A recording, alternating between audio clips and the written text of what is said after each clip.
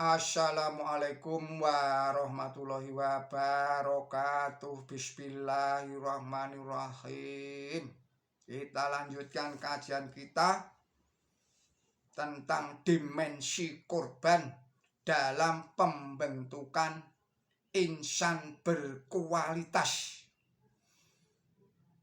Bismillahirrahmanirrahim. Eksistensi manusia sebagai khalifah di bumi menempatkannya dalam strata teratas pengelola alam semesta. Hal itu sesuai fitrahnya manusia diciptakan sebagai insan paling mulia dibanding makhluk-makhluk yang lain. Manifestasi kemuliaan ditandai dengan anugerah karsa yang dilandasi akal budi yang mampu membedakan sesuatu yang hak dan sesuatu yang batil. Sebagai pemimpin, kewenangan disertai tanggung jawab dilimpahkan kepada manusia untuk mengatur alam semesta sehingga memperoleh manfaat bagi dirinya maupun lingkungannya. Konsekuensi amanat ini harus diterjemahkan kepada upaya membekali diri dengan kemampuan sebagai pemimpin yang mampu menempatkan pada porsi semestinya. Mengingat pada suatu saat yang dijanjikan akan diminta pertanggungjawaban atas kepemimpinan yang telah ia jalankan. Salah satu aspek pokok dari kepemimpinan kita di dalam keluarga adalah melihat sosok utuh generasi penerus sebagai gambaran transfer nilai dan ilmu atau value and knowledge transfer yang telah kita wariskan. Bentuk dan warna yang kita berikan pada generasi penerus merupakan wujud amanat tertinggi yang akan kita pertanggungjawabkan kelak. Apakah dia terbentuk sebagai Muslim, sebagai Nasrani, sebagai Yahudi, atau sebagai Majusi.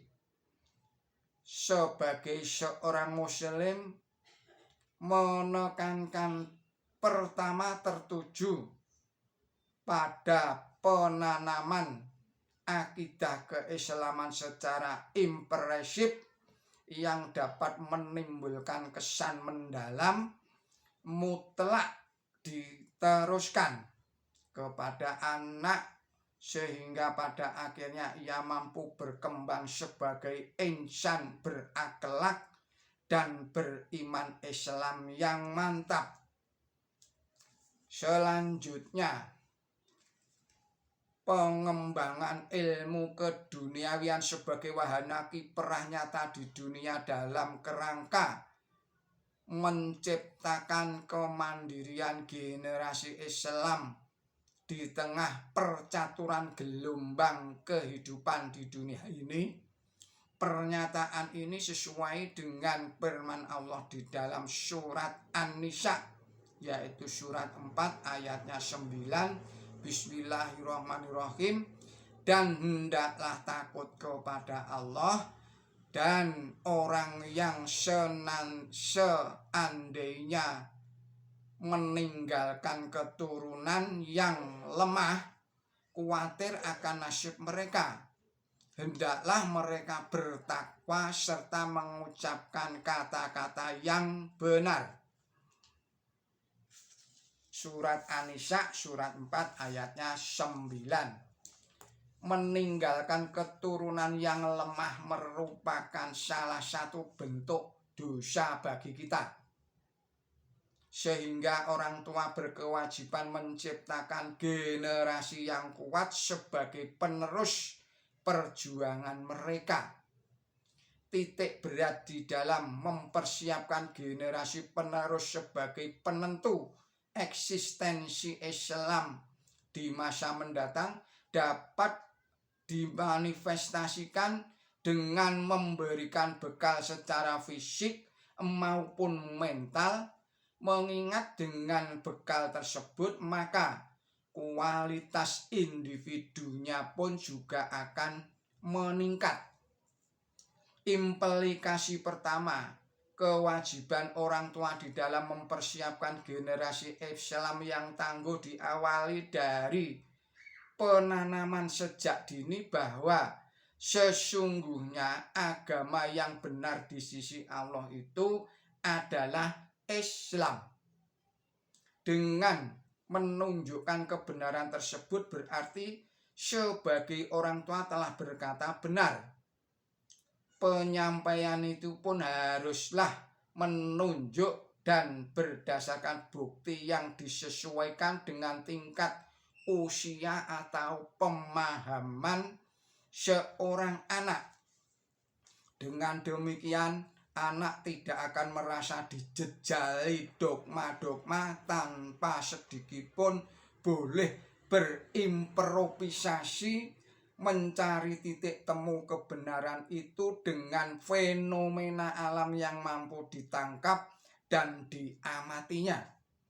Mengingat indoktrinasi dogma hanya akan menciptakan generasi robot yang akan bertindak sesuai dengan program tanpa pernah berkeinginan mendalami hakikat kebenaran yang hakiki, sehingga mereka cukup puas hanya mendengar saja dan memandang kebenaran mutlak terdapat pada satu iman tanpa mau melihat sisi positif yang lain.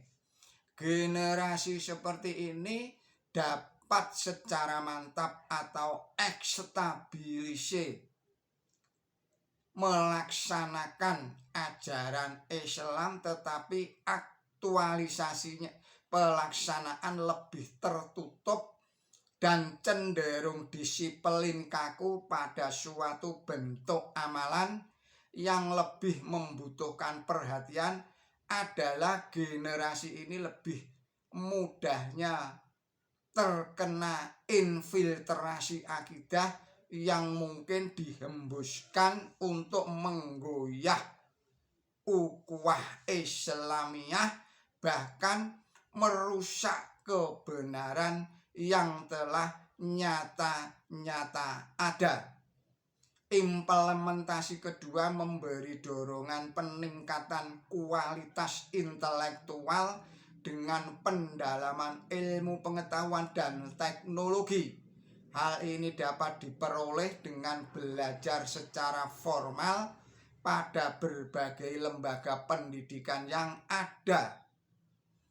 Kita harus banyak belajar dan berusaha untuk meningkatkan ilmu pengetahuan, sebab ketinggian ilmulah yang akan membedakan kualitas seseorang dari orang yang lainnya. Aspek penting dalam belajar adalah kecerdasan, sedangkan tingkat kecerdasan itu sendiri adalah anugerah, tetapi harus tetap kita usahakan peningkatan kualitas kecerdasan itu. Salah satu upaya peningkatan kecerdasan adalah dengan meningkatkan gizi makanannya.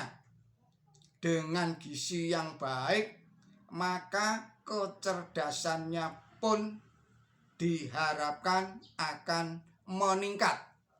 Demikian kajian dari Dr. Andes Hartono Hasan. Billahi taufik wal hidayah.